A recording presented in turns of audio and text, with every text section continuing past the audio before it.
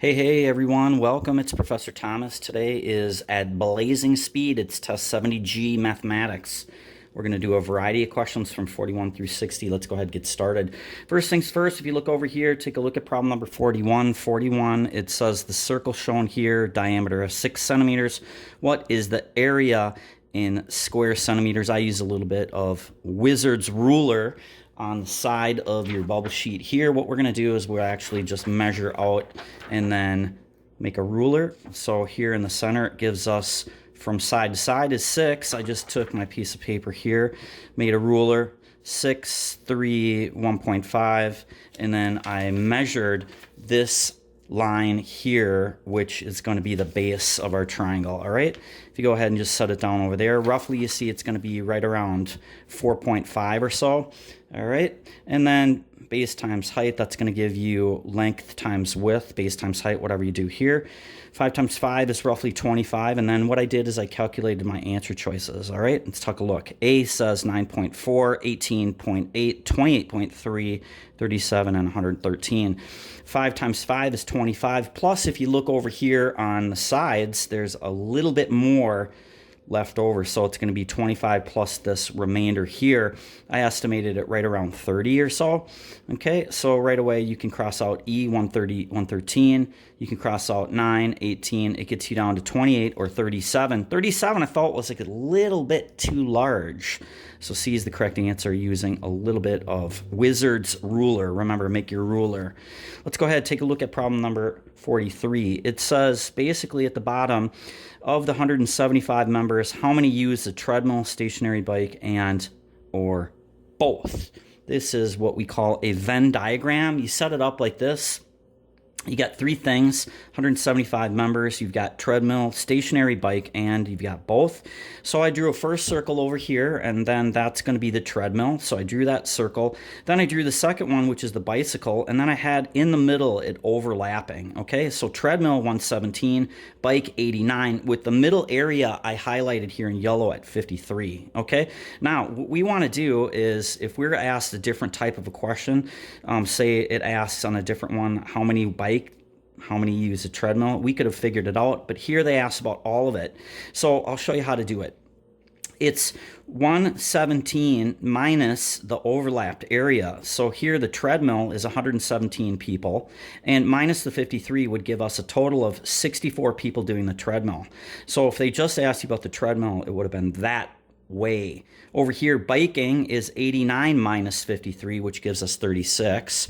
And just the people in the middle, it's going to be both. That's the 53, Venn diagram. Now, here they ask about both, all and the treadmill. So we got 64 for the treadmill, 53 for both, and the bicycle is going to be 36. Add those up, that gives you 153. That will give you answer choice E. Kids, it's problem 43, Venn diagrams. On to the next page, page 25 over here, kids. We'll start with problem number 44. 44, it says this up here real quick. It says, what's the largest digit integer that's divisible by 7 and a multiple of 3? First thing you want to do is you want to come over here and you want to take those two statements and you want to just combine them, all right? When you have divisible by 7 and multiple of 3, if you put them together, 7 and 3 gives you 21. All right, now what you do is you take 21 and you just get multiples. 7, 21, double it, 42, and you get 63, 84, 105. All right, so what is the largest 2-digit? Now remember here in the orange it says 2-digit number. I calculated mine all the way up here to 105, but that's not a 2-digit number. And if you see, K is a trap, because K says 105, right? But K 105 is not a 2-digit number, so that's going to be wrong. The largest one that's a multiple of what we just did, a multiple of 21, is going to be 84. 84 divided by 21, you're going to see that that actually works. It's taking those two statements and combining, it's 44. 45, all right, so first thing you want to do, here's a trap on this. It says standard XY coordinate. It says the line y equals 1/4 x plus 6 is perpendicular. Okay, so first thing to keep in mind here is 1/4 k. That's going to be our slope. Perpendicular means we're going to use the negative reciprocal of the slope. Okay, so what does that even mean? You're going to take 1/4 and put it on the bottom, all right? And then you're going to take the negative reciprocal and you're going to say 1 over 1/4. Okay, so it's a negative 1 over 1/4. 1 divided by 1/4 or 0.25 is going to give you 0.4, and then you're going to put the negative symbol on there, so that's going to be negative. All right, so what we're going to do is we're going to have to look for a negative reciprocal. You see over here, no negative, there's a no negative, no negative. You could easily cross this out because the slope is not negative, because it's not perpendicular because of the slope. It's either going to be A or it's going to be B, and you're going to see here is the correct, excuse me, A or C, because this is negative. So here, 1 over 1/4, that's 0.25. That's not what they're looking for. All right, answer choice A, it's just, remember, use the negative reciprocal of what we have for the slope on that one, 45. 46 here, the thing that we're going to do on 46 is basically you're going to draw a diagram. It gives you some information here. It looks like we've got two things that are located. Here's the city center here. We go out 2, we go out 4, 2 and 4. It's going to make a triangle, all right? And then over here, it's 22 and 6. You make a triangle, and then you just calculate with a double Pythagorean theorem, a squared plus b squared equals c squared. Here, it's 2 squared plus 4 squared equals c squared. Square root of c gives you 4.47. And then over here, it's going to be 22 squared plus 6 squared. You calculate that out, and then you find the square root of that. So you calculate that as around 27. 27 plus 4 gives you, 22 plus 4 gives you right around 27. The correct answer on that one is J. Remember, Pythagorean theorem times 2. The trap on this is you have to be able to see it by drawing it out. On to the next one, it's 47. It's a little bit of wizard's logic. The wizard says math is numbers. So what we want to do is we want to go ahead and pick numbers. That's what they did down over here. So 2 things real quick. We're going to see something here based upon terms. If you don't know this, please write this down. Term 1, prime number. A prime number cannot be the product of 2 smaller numbers. 1 is not prime, so you're going to have 2 because it's 2 to get to 2 is 2 times 1, 3 times 1, 5 times 1, and so forth. There's no other number that you multiply it by itself. If you take another number like 6, how can you get 6? You can get 6 times 1, but also you can get 2 times 3, so that's not prime. Remember, prime means that you cannot break it down, right, by factoring it. So remember, 2, 3, 5, 7, 11, those are prime numbers. 1 is not prime. All right, that's the first thing. Second thing is a perfect square. It's going to be a mini square with the length and the width exactly the same. So here's a perfect square. 2 and 2, the length is 2, the height is 2, and 2 times 2 is 4. So perfect square would be 4. 3 times 3, 4 times 4, 5 times 5. Those are perfect squares. So remember, the number that you get is going to be the perfect square. 2 times 4, so 2 times 2, 4 is the perfect square. 3 times 3 is 9. 9 is a perfect square. 4 times 4, 16 is a perfect square. So that is what it is. The area is the perfect square of the 2 sides that are exactly the same. All right, then if you come over here, you read term 1, it says x is an even prime number.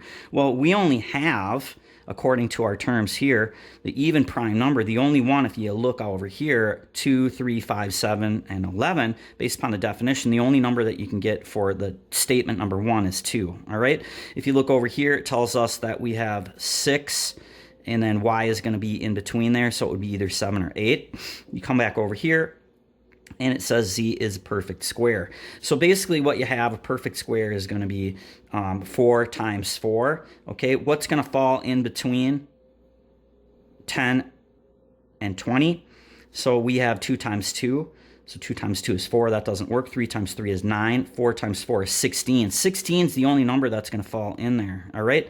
So what you do is you just solve for that. You've got 2 and 16. And then you've got our options are 7 or 8 for statement here. So the first thing that you do is you just plug in your numbers.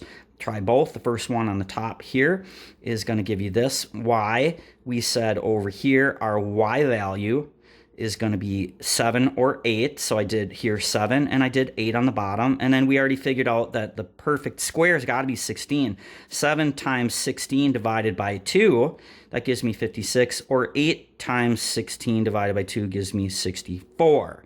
Okay, if you look over here, and you're going to see that the answer on this one is going to be answer choice 56, because 64 is not an answer choice. D for problem number 47. Kids, it's problem number 48, some coordinate geometry. So a couple things, if you look over here about the shaded region. In the shaded region, you're going to see that here at the top of the shaded region, we have 3, but at the bottom, we have a -3, okay? So what you want to do is you want to match your answer choices up with that, okay? So we have +3 and a -3, okay? So if you look down over here, you're going to see that we've got a +3 and a -3 in F. That's so far so good. +3, -3, that's good. +3 and a -3. So that gives you F, G, and H. But when you come over here, you see that in J, it's opposite. It's -3, +3, -3, +3. We go ahead and cross out J and K. Then what we do is we come over here and we take a look at the second equation down over here. And what we want to do is use the 0 point of origin here on the y-axis and use that to replace that in for our y value down over here. So for example, if we choose y equals 0, when we plug it in over here, what we can do is we can see in answer choice F, it says 0 is less than or equal to -3. That's not true. You come over here in answer choice G. G says 0 is greater than -3 or equal to. Go ahead and put a dot by that one. And H says 0 is less than -3. We crossed out G is going to be the correct answer just by looking at the y-axis here in the shaded region. Okay. Another thing to keep in mind is if you look down over here, the slope is negative, so you can cross out some stuff in the answers looking at it that way. All right. On to 49. 49 is going to be a little bit of wizard's logic. Wizards say math is numbers, not letters. So what you do is you come over here and you just take and start plugging in numbers over here for letters. Now, what I did is I came over here and I started with the equation that's the second one, because I've seen that a lot of times they kind of mess with you by putting something in the front here, and then also there's a negative symbol. So normally what I would do is I would just say x is 2, y is 3. So 2 plus 3 gives me 5, which is our negative a value. So that's how I'd operate with that. But if you go 2 minus 3, you get a negative number, and you see how it just starts getting kind of nasty in there. So anyways, I started with the second equation and said x minus y equals b. So what did I do? Just chose x equals 5, y equals 3. 5 minus 3 gives me my b value of 2. Now I have that equation, and what I'm going to do now is take those numbers and I'm going to pop that into the equation number 1, and I'm going to solve. So remember, my x value up here is 5. So I said 5 plus y, which is 3. 5 plus 3 gives me 8, which is our negative a, right? So if I want a regular a or positive a, I would have to get a equals -8, because remember, negative a is 8 from this equation that we got over here. So a is going to be a -8. Then what I did is I took and plugged in my answer choices and saw which one is going to equal y. Remember, my y I calculated at being 3. So answer choice A, it's in brackets, it's negative. So what did I do? I said a plus b divided by 2, and then everything is on the negative on the inside on here, okay? So I popped this up here. It says -8, right? Because that's our a value, right? Plus 6, which gives me our value, and then there's a negative on that, so it's a negative, which gives me a 6. This and this plus that make this into a negative, right? So take a look at that real close. It's -8 plus 2 gives me 6, and then that's on the outside, which makes it negative, okay? And then here on the bottom, we have our 2, so you just divide that out, and that's going to give you 3. -6 divided by 2 gives you 3. All right. Problem 49 is a little bit of wizard's logic. Calculate it by substituting letters and get them out of there and put them in for numbers. All right, it's on to the next problem. The next problem is going to be problem 50. And 50 here, we're going to go ahead and use some more Wizard's Logic, okay? So Wizard's Logic here with the ruler, here it tells us that we've got a to b here is going to be pi. So what I do, I came over here, I used the side of my paper, and then I just basically just took my paper like this, folded it, so you can see how it's kind of bent like that. And what I did is I just used a gauge here. I just took a random spot here and just drew a line like that. You see that? And then what I did is I came over here, I bent it like this, right? And then I just put it around the outside, all right? And then got a gauge. So remember, I just use this as a mark. So when I did that, I saw that where my gauge was pretty close, right? But I think I might have to put it a little bit further, okay?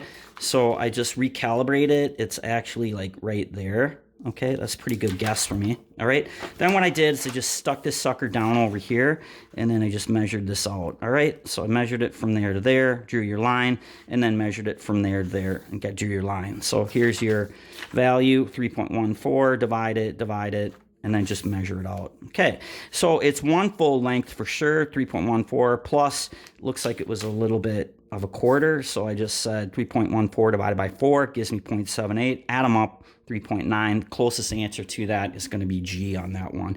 It's the Wizard's ruler. All right, on to problem number 51. 51, what we're going to do here is we're going to use a little bit of Wizard's Logic by back solving. All right. I came over here, I knew I was going to use Wizard's Logic because this is letters. AX equals B. This is kind of complicated, and if we just start picking random stuff on here, we're going to see that we're going to run into some problems because it's going to be too time consuming. So what do we do? Back solve. Here in answer choice A says 2 over 5. So I pick answer choice 2 over 5, and I'm trying to solve for the value of A, all right? So I come back over here, and I say 2 over 5 equals 0.4. I just simply divide that out, okay? Then what I did is I plugged it into the first equation, AX, and here's our X value. So I said 2 divided by 5 gives me 0.4. Then I came over here, put it in here, and then there's our 3, which comes from right there. 0.4 times 3 gives me our B value, and our B value is going to be 1.2. Okay, makes sense? Then what I did is I threw it into the second equation, AX minus 2. So remember, our A value was the answer choice that we chose, which was 0.4, right, up here. So I put that in the second equation from here. 0.4 times 8, which is our X value. Where did I get that? From here. See it? 0.4 times 8 minus 2, right, from right there. And that equals our B value, right? Well, our B value, what we solved up here, was 1.2 and 1.2. That matches, so it's going to be answer choice A. Back solve. Just take your answer, and remember the key about back solving is to go ahead and divide out the fractions and put it into decimal format. Cool. All right, now problem number 52. I'm going to have you watch that on Quantum. So real quick, 2 ways to do it. I'm not going to go through it. It's kind of a complicated one, and I want to blaze through this. So if you look over here, you recognize this is going to be a perfect square. Perfect square from one of the earlier questions. You see it's going to be a square that is even 2 and 2, or 3 and 3, or 4 and 4. The sides are going to be the same. The length and the width are the same. All right. So 2 times 2 is 4. That's a perfect square. 3 times 3 is 9. That's a perfect square. 4 times 4 is 16. The value that you get when you multiply the length times the width that are the same is going to give you the perfect square. So what I did is I broke that down and just said x minus a to get that, and then you just calculate that out and then compare it to what you have here, and then you can actually solve for it. Okay. The other way that you could do it is you could do the quadratic, and here it is. If you don't remember that from class, ax squared plus bx plus c equals 0. If you look at Quantum 52 on 70G, they'll walk you through that a little bit quicker than what we're going to do here. Today, we're just going to blaze through this. All right. So that might be a better review for you. All right. On to the next one. It's problem 53. 53, we're going to use a quick formula here. So we have the wheelbarrow, rotation, and stuff like this. It tells you this is the trick on this. It's radians. So what's a radian? If you go over here, a radian, you take what we have here in radians, and then you multiply it by 180 divided by pi. That is going to convert it for you. All right, so what do? We take the information they give us, 3 pi divided by 2.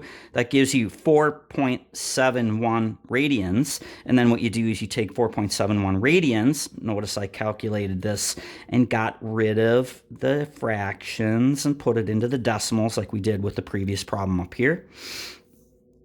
So do that. At 4.71 calculated here, fractions into decimals, and then multiply that by 180 divided by pi. That basically gives you 270 degrees, and 270 degrees divided by 360 is going to give you 0.75, and that would give you answer choice D. Remember, convert your answer choices from fractions into decimals. Here we have 0.75. Real easy to spot it. It's D 3/4. All right, that's problem 53. Kids, problem number 54, the domain function of f of x is 1 over 100 minus the absolute value of x, and we're looking for all real values of x except, that means that one of these is going to be incorrect. So the thing to keep in mind here is you never want to divide by 0 to get a real value. So because of this absolute value here, it's quite easy. If you look over here, if you take 100 and put it in the absolute value, that negative 100 turns into a positive 100, and 100 is going to stay positive. So 100 minus 100 gives you 0, and that's the one that's not going to be a real value. Remember, when you divide by 0, it's not a real value. All the other answer choices here are going to work. Here you may say, hey, whoa, Prof, what about problem G, letter G here? G has got 100 just like K. But remember, here in the orange it says all values. So even though this doesn't work, this does. So remember, because of 100 and a negative 100, because of the absolute value, K is the only one that is going to be the exception. That's not going to work. It's problem 54, some algebra f of x statements. All right, keep in mind, remember, never, ever, ever divide by 0 because it's not real, it's not defined. All right, 55, we're going to use a little bit of what I call wizard's pizza. So first thing you do is you come over here, take a look at the statement, and what I did is I drew an extra line from E down over here. All right, so when I did that, I made this into 2 sectors here and here. Okay, so if I did that, you just come over here and take a look, the first sector on this one. So I did that, I took a look and I said, hey, well, if you look over here, we have 2 triangles and they're mirror images of each other, and so that means that this is 50%. All right, then in the orange, I did the same thing on the other sector. All right, and you see that we now have 2 mirror images of each other, so that means that this and this are both added together. It's 50%, so 50% is 1 over 2.5. A pizza. Wizard's pizza. Let's go ahead and take a look at the next one down over here. It's problem 56. Wizard's ruler. Wizard's ruler, you take your piece of paper like we saw earlier, and you simply just draw out a little ruler and measure it. Okay, so if you look over here, it says we're going to go total lengths of a pyramid. There's 8 sides to the pyramid. Now be careful. Here it gives us the information. It says the slant height of the pyramid. Now the pyramid, that doesn't mean the side. The slant height is from the top to the bottom. Okay, if you see that, that's the line that they're referring to right here, and that's the trap if you don't read it carefully. So what I did is I took my piece of paper like this and I made a ruler, and then I right here, full, half, a quarter, an eighth. All right, then I got rid of this because that's not a real number. I can't see what it is on my calculator. 3 times the square root of 3, and I got roughly 5.2. Then I labeled this. So here's 5.2, and here's half of that, here's half of that, here's half, a quarter, an eighth, and so forth. Then what I did is I came over here and I just measured this. All right, so it looks like it's going to be a little bit longer. The ruler doesn't go all the way to the end. So what I did is I went from the end, actually it's this way. So you measure from here to here, and the ruler gets you to here, and then you slide the ruler all the way down, and it looks like it's from there to there. It's an eighth. So 1/8 of 5.2, that gives me, 4 5.2 plus, 0.65 or something like that, all right? And then what you do is you add them up and try and figure out around how long that's going to be. I calculated this with the Wizard's ruler. This one here, from here to here, is 5.2 because that's 3 times the square root of 3. Now, I know that we have 8 sides, so there's 1, 2, 3, 4 of those are the orange line. So you go 5.2 times 4, that gives you 21. And now, when I calculated this length at 5.85 or somewhere around there, 5.96, whatever you get, take that, 1, 2, 3, and on the back side there's 4, and you multiply that and you get roughly 23 or 24. Add those two numbers together, and the only answer choices that's going to give you something between 24 plus 21 is this answer choice right here. 24 and 21 is going to give you 45 or something like that. You can see that that 36 is way too small. K is the answer using a little bit of Wizard's ruler. All right, 57, kind of a complicated one. I'll blaze through it. If you got questions, we go through it on our quantum site here. All right. Which of the following could be the center of the circle? So the first thing that you do is you come over here and you draw your Cartesian coordinates out, okay? Then what you do is you take your information up here and then you place it in here, all right? I label it -7 and 0, 1, and so forth, okay? Then what I did is, keeping in mind that the theme on the ACT is going to want to find triangles or rectangles, okay? I looked at my answer choices and then I just simply plotted this out. The center of the circle, okay? So when I plotted this out, here is -3, -3 in here. So I plotted it out and then I look and see where it is here, okay? So if I've got a circle here, where would the top be? Where would the bottom be, all right? So draw it roughly about where it would be on that. And then you go ahead and take the top one here, which is going to be -3 and +3. So -3, +3, that would be the center of the circle. And if you did that, that means that the circle here would look something like that. All right, so you got two circles that are kind of going like this, right? Remember the Venn diagram that we talked about? So that would be kind of equivalent or similar to what you saw earlier today. Then what you do is answer choice. So those two are in there. So that means that A, B, and C can be all crossed out. It's either 1 and 3 or it's 1 and 2. Now, I look over here and I see that if I were to plot that out, the center of the circle is right here. That doesn't make sense based upon what I see up here. Remember, what is the trick here? The trick is to Cartesian coordinates, draw out your thing and make it as close as you can. Plot this out and then replot this out. It is time consuming, but that's the only way that I could figure this one out. And then plug your answer choices in to see which one works. That's 57. It's coordinate geometry. All right. Let's take a look at problem 58. All right. So moving right along. And I apologize for going so darn fast here, but it is what it is. 58, what's the percent of all the even numbers 2 to 50? First thing that I did is I translated this statement. So it says 2 to 50. So if you count 2, 4, 6, 8, 10, 12, 14, 16, all the way up, you're going to see that there's 25 even numbers, okay? Then what we do is we come over here and make sure that you understand what this says here. It says we have unit digit that's twice the tens. So I simply just drew two little lines here. The tens unit is going to be the first one, okay? And the unit one would be over here. Now, from what we have here between the answer, the things here, you're going to come over and you're going to just put this in here. So 1 and then double that is 2, okay? 2 double that is 4.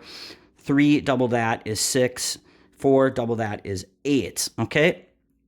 And so you're going to see that because that's 48, all right? And we're going between 2 and 50, all right? So let's count up how many we have.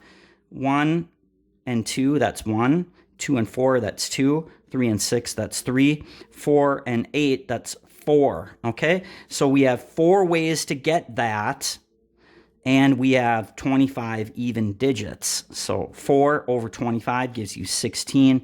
That's going to give you answer choice J for problem number 58. Problem 59, here's the best way to do this. Remember, we're all about visualization. We have g of x and f of x. Take them and put them right on top of each other so you can see it. I took this and just basically Drew it right over here so you can compare them. When you do that, you can just look at your answer choices here. So here it is here, and here it is here. All right? Take a look here. A is the answer on that one. Take a look. The slope is definitely going to be wider on this one here. So if you just put it in there and then look at one, see what you got there. All right. Finally, problem number 60. It's kind of a weird problem. It's actually called formal logic. It is a course that's offered in university. It's a substitution for mathematics. It's all that philosophy stuff by Socrates, Plato. All right. And they used a lot of fun stuff with that. I took that course, and it's like A, if A, then B, if not A, then not B, and so forth. All right. So if you haven't had that in math and your teachers haven't gone over that, here's a statement. If it is raining, then the parade is canceled. All right. It's a conditional statement. We're going to have a parade for sure unless it's raining. There could be other reasons that it's canceled, but for sure, when it's raining, no parade. Does that make sense? So you come over here, it says, if it's not raining, then the parade is not canceled. But there could be other reasons that the parade is canceled, so that's not going to work. Answer choice G, it says, the parade is canceled if and only if it's raining. Well, once again, there could be other reasons. Say that the leader of the band got sick. You can't come, no band, no parade. Cross that on out, so that's not going to work. H, if it's not raining, then the parade is canceled. That's just flat out wrong. J, the parade is canceled, then it is raining. There may be other reasons to cancel the parade, as we mentioned with the band leader, so that doesn't make any sense. You cancel the parade, and then all of a sudden it's magically going to rain. That doesn't make sense, all right? If the parade is not raining, right? So here it is. Then it is not raining. So this is just what's called the contrapositive. Kids, you probably heard me say that before. This is something that we got in law school and deal with contrapositive flag flip-floppers, but yet, however. So remember, we have the word but. That's going to go ahead and flip. I like hot dogs. It's positive. And then it's going to say but. And then it's going to say they are not healthy. So not healthy would be negative. This is really pretty much the same thing. You're just seeing it right here. They're just taking our statement, flipping it back, and then just negating it. So that's problem number 60. Kids, thanks for watching. If you feel like we went through some of the problems a little bit faster than you feel comfortable with, you can always retarget this on Quantum. Raj and Kevin will go over the problems with you a little slower. All right, thanks for watching. Bye for now.